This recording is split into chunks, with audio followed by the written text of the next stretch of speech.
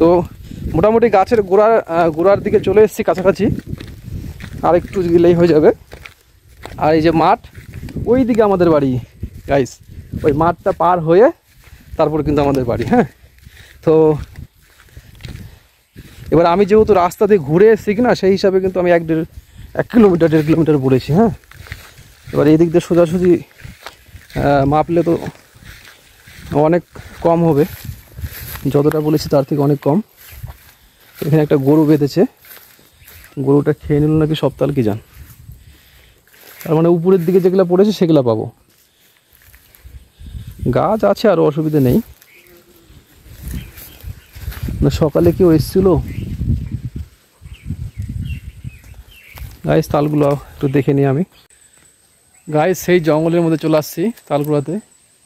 সেই জঙ্গল, এই যে তালের গাছ, সেখানে প্রচুর তাল পড়ে কিন্তু। হ্যাঁ, এবার তালগুলো অনেকে মানে সকালবেলার দিকে অনেকে কুড়াই নিয়ে চলে গেছে, তো খুব একটা বেশি পেলাম না, 1-2টা পেলাম। আর ওইদিকে কয়েকটা গাছ আছে, ওইদিকে কুড়াবো।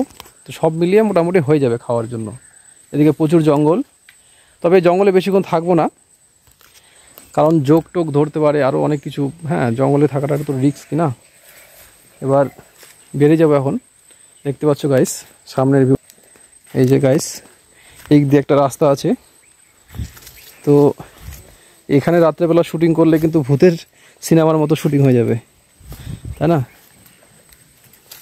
এইখানে যদি রাত্রেবেলা শুটিং করা যায় গাইস, তাহলে কিন্তু ভূতের যে মুভিগুলো আছে সেরকম লাগবে দেখতে কিন্তু, কারণ ভালো জঙ্গল কিন্তু এই জায়গাটা। হ্যাঁ, দেখো গাইস, প্রচুর জঙ্গল।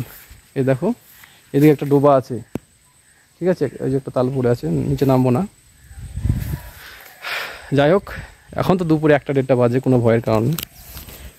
আর আমার তো আর একটা নাম আছে, অভয়। ঠিক আছে, আমি ভয় একটু কম পাই। তো এখন ফাইনালি জঙ্গল থেকে বেরিয়ে যাচ্ছি গাইস। এখন জঙ্গল থেকে বেরিয়ে বাইরে যেগুলো গাছ আছে সেগুলো 2-1টা করে কুড়াবো, সেগুলো কুড়িয়ে বাড়ি যাব। তারপর এবার এইদিকে কটা পড়েছে, কতগুলো পড়েছে একটু দেখি।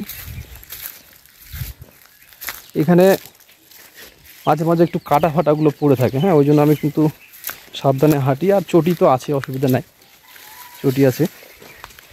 এখানে কয়েকটা কুড়িয়ে নেই গাইস, তারপর আবার ভিডিও করছি।